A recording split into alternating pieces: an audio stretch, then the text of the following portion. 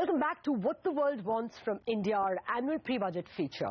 My guest now is someone who is a veteran and seasoned India watcher and who has the distinction of being among the first to spot the current recovery underway in Indian equities since November last. Adrian Mowat, Chief Asian and Emerging Equity Strategist at JPMorgan, is my guest. Adrian, welcome to the show and really glad to have you with us. Well, first up, since you are such a close watcher of India, let me start with the big question. We have a budget coming up in about 3 weeks. What, according to you, would constitute a good budget? So what we want is a balance between medium-term reduction in subsidies, but also an increase in spending on fixed investment. So I'm not particularly worried if the fiscal deficit that comes out of this budget is actually higher rather than the one that we've seen in the last fiscal year, as long as that money is being spent well on long-term infrastructure projects and not being spent on subsidies. Okay. Is budget the one big thing that you will watch out for? Or are there a series of even non-budget actions that you are looking out for now as an investor? Well, I think you're spot on. It's the non-budget actions that investors are looking out for. There were some 440 projects awaiting approval from the Cabinet. We understand 130 of those have now been approved.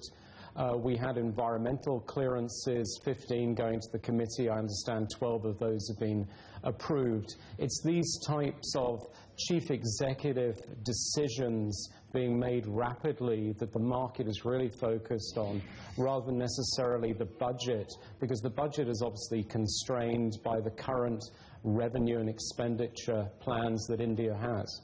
Investors like you and others have already pulled up the Indian indices by almost 20% in dollar terms year to date. Even assuming some of these hopes are realized, how much juice do you think is left in the Indian market, say, in the next 12 months? 20% already year to date. Well, let's not forget that international investors made the market fall quite a bit in the second half of last year. I continue to believe India will give you another 20% for the balance of the year, and the market will move higher as macroeconomic data points continue to improve, partly built upon what the government is doing, but a lot of it is going to be on the fact that monetary conditions are much more benign than investors feared. Business confidence is rising. The currency is much more stable than we were experiencing in the second half of last year. So I would absolutely stick with the Indian market and would stick with a cyclical bias within the Indian market. Okay, 20% more. Where does that take valuations? What is your discomfort level as far as valuations are concerned? 17 times, 18 times, 20 times?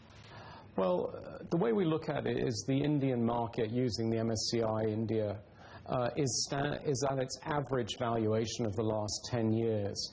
We would expect valuations to be above average coming out of a cyclical low. So we're very comfortable with the current valuation level. And if the PE multiple goes up by another 1 point, plus you get earnings growth, then it's very easy to achieve this 20% type return. Fair point. Okay, earnings growth, since you spoke about it, most of the economists I speak to are still at about between 5 and 5.5% GDP growth for the current year. There are many who have gone above 6% for FY16, but that's still a distance away. How are you placed on earnings growth for FY15 and indeed for FY16?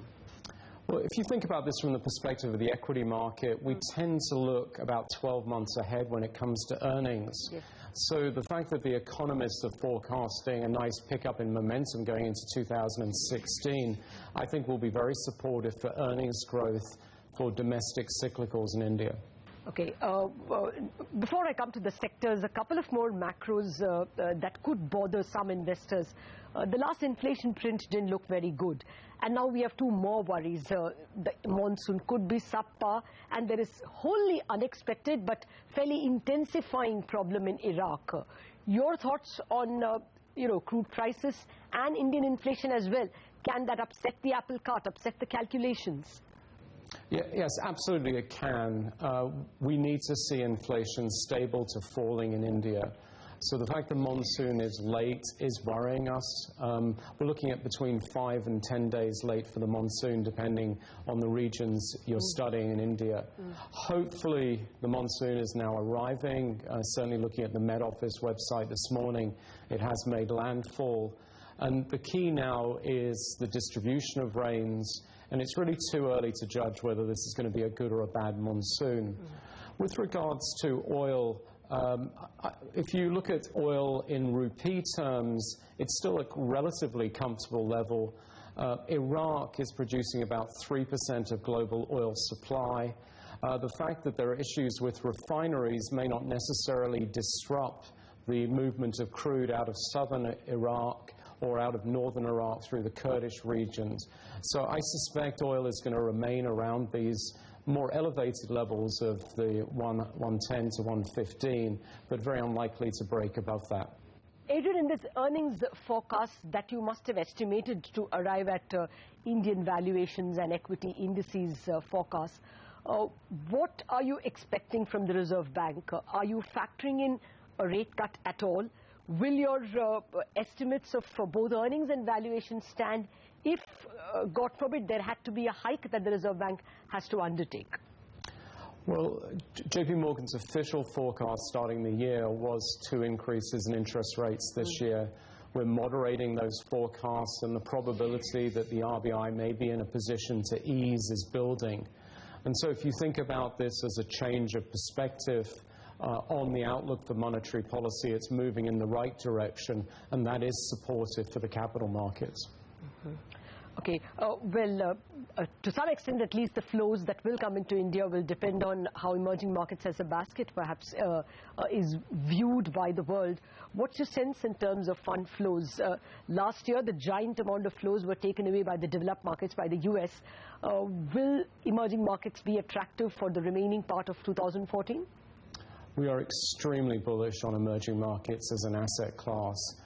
That's built on a number of different factors. The most important is that the macroeconomic conditions in most of the major emerging markets are improving. The momentum of earnings growth is accelerating. Valuations are attractive to mid-levels when we would actually argue they should be at a slightly higher than average level. Positioning was very bearish in EM coming into this year. When I talk to international investors, they're more comfortable with equity risk in Europe and the United States, mixed views on Japan. But I think what's going to happen is they're going to be forced to add more and more to EM. And the type of performance that we've seen out of India is making them look again at EM. And also the fact that we've seen such a resounding mandate for a better economy from the Indian electorate is reducing this call that EM has a lot of structural problems and no desire for better economic activity. Well, Adrian, coming to sectors that you like in India, you would be, I assume, bullish on stocks that are domestically exposed. Therefore, would it be state-owned banks? Would it be private banks only? NBFCs, industrials? What are your favorites? Tick all of the above, please. Okay. I mean, Indian investors are spoiled for choice at the moment. My advice is avoid consumer staples. Nothing wrong with the companies, but you don't want to own those defensive, relatively expensive names. You want to be in domestic cyclicals, not necessarily high-quality cyclicals, because we've got an accelerating economy. So having leverage in your balance sheet as well as operating leverage is an attractive combination. But you also have some excellent export industries, particularly the major auto company. If you look at the IT companies, we are seeing a nice pickup in business investment in the United States in the last 3 months, coming out of the very weak first quarter. So there are reasons to own major parts of the Indian market. But let's always remember, in a cyclical uplift, you want high beta, lower quality names to outperform the Sensex. From the perspective of the emerging market investor, most of the big sectors in in India look attractive. Well, Adrian, we leave it at that. Your phrase is all of the above, and Indian equity investors spoiled for choice kind of sums up the mood you have about India. Thank you very much for joining us, sir. Well, that's it on this edition of What the World Wants from India. Thanks for watching.